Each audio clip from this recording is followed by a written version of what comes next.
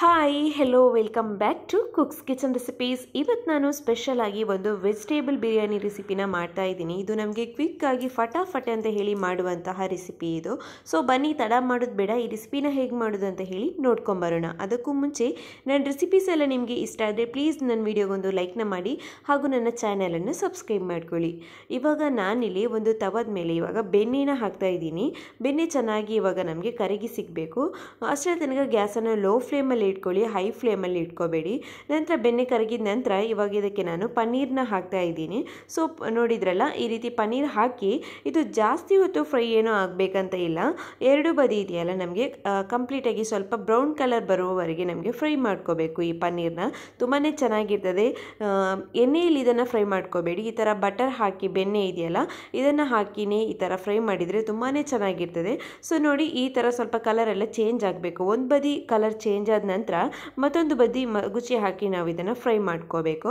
So ನಾನು ನನ್ನ ಚಾನಲಲ್ಲಿ ಪನ್ನೀರ್ ಬಿರಿಯಾನಿ ಆಗಿರ್ಬೋದು ಅಥವಾ ಪನ್ನೀರ್ ಬಟರ್ ಮಸಾಲ ರೆಸಿಪಿ ಆಗಿರ್ಬೋದು, ಹಲವಾರು ಪನ್ನೀರ್ ರೆಸಿಪಿನ ಅಪ್ಲೋಡ್ ಮಾಡಿದ್ದೀನಿ. ನಾನು ಲಿಂಕ್ನ ಬೇಕಾದರೆ ನಿಮಗೆ ಡಿಸ್ಕ್ರಿಪ್ಷನ್ ಬಾಕ್ಸಲ್ಲಿ ಕೊಡ್ತೀನಿ, ಹೋಗಿ ನೀವು ಚೆಕ್ಔಟ್ ಮಾಡ್ಕೋಬೋದು.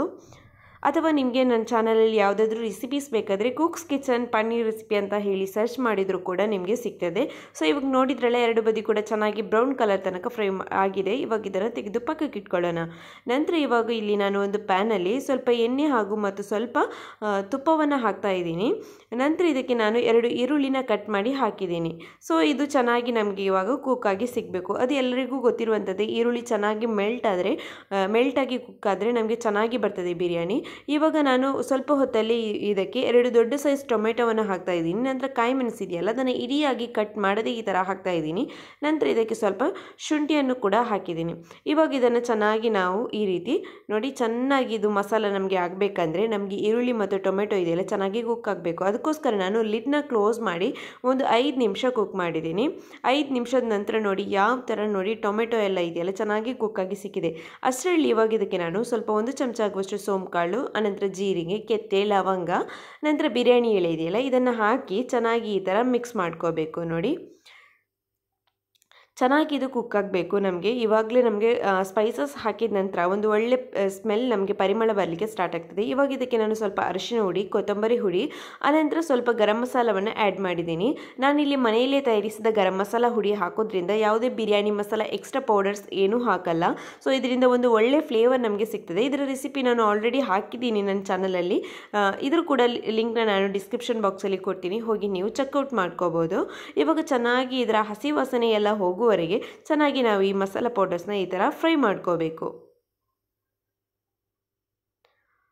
ಸೊ ನೋಡಿದ್ರಲ್ಲ, ನಾನು ಇವಾಗ ಇದನ್ನು ಚೆನ್ನಾಗಿ ಫ್ರೈ ಮಾಡಿದೆಯಲ್ಲ, ಇವಾಗ ಏನು ಮಾಡಬೇಕಂದ್ರೆ ಇದಕ್ಕೆ ನಾನಿವಾಗ ನೀರನ್ನು ಆ್ಯಡ್ ಮಾಡ್ತಾ ಇದ್ದೀನಿ. ಸೊ ಇಲ್ಲಿ ನಾನು 2 ಕಪ್ ಆಗುವಷ್ಟು ರೈಸ್ನ ಕುಕ್ ಮಾಡ್ತೀನಿ. ಅದಕ್ಕೆ ನಾನಿಲ್ಲಿ 1 ಕಪ್ ಅಕ್ಕಿಗೆ 1.5 ಕಪ್ ಆಗುವಷ್ಟು ನಾವು ನೀರನ್ನು ಹಾಕ್ಕೊಂಡಿದ್ದೀನಿ.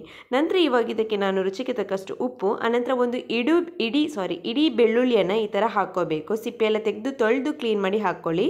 ನಂತರ ಇದಕ್ಕೆ ನಾನು ಬ್ರೋಕಲಿ ಇದೆಯಲ್ಲ ಇದನ್ನು ಕಟ್ ಮಾಡಿ ಕ್ಲೀನ್ ಮಾಡಿ ಹಾಕಿದ್ದೀನಿ. ನಂತರ ಫ್ರೈ ಮಾಡಿದಂಥ ಪನ್ನೀರ್ ಹಾಕ್ಕೋಬೇಕು. ಆನಂತರ ನಾನು ಚೆನ್ನಾಗಿ ತೊಳೆದು ವಾಶ್ ಮಾಡಿದಂತಹ ಬಿರಿಯಾನಿ ರೈಸ್ ಇದೆಯಲ್ಲ ಅದನ್ನು ಇಲ್ಲಿ ಹಾಕ್ಕೊಂಡಿದ್ದೀನಿ. ಸೊ ನೋಡಿದ್ರಲ್ಲ, ನಾನಿಲ್ಲಿ 2 ಕಪ್ ಬಿರಿಯಾನಿ ರೈಸ್ಗೆ ಬೇಕಾಗುವಷ್ಟು ನೀರನ್ನು ಹಾಕಿದ್ದೀನಿ. 1 ಕಪ್ ಬಿರಿಯಾನಿ ರೈಸ್ಗೆ 1.5 ಕಪ್ ಆಗುವಷ್ಟು ನೀರನ್ನು ನಾವು ತೆಗೆದುಕೊಳ್ಬೇಕು. ನೀರಿನ ಕ್ವಾಂಟಿಟಿ ಕರೆಕ್ಟಾಗಿದ್ದರೆ ಮಾತ್ರ ನಮಗೆ ಪರ್ಫೆಕ್ಟಾಗಿ ಬರುವಂಥದ್ದು. ಸೊ ಇವಾಗ ಚೆನ್ನಾಗಿ ಒಮ್ಮೆ ಮಿಕ್ಸ್ ಮಾಡ್ಕೊಳ್ಳಿ. ಇವಾಗ ಇದಕ್ಕೆ ನಾನು ಸ್ವಲ್ಪ ಕೊತ್ತಂಬರಿ ಸೊಪ್ಪನ್ನು ಆ್ಯಡ್ ಮಾಡ್ತಾ ಇದ್ದೀನಿ.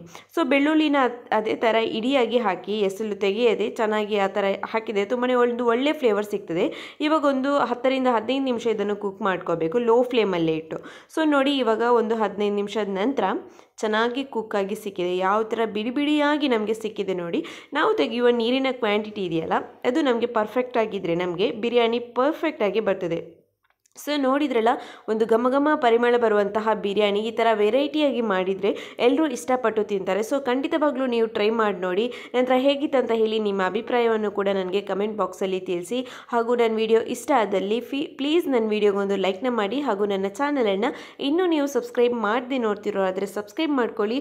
ಹಾಗೂ ನನ್ನ ವಿಡಿಯೋ ಇಷ್ಟ ಆದಲ್ಲಿ ನಿಮ್ಮ ಫ್ಯಾಮಿಲಿ ಫ್ರೆಂಡ್ಸ್ ಜೊತೆನೂ ಶೇರ್ ಮಾಡ್ಕೊಳ್ಳಿ.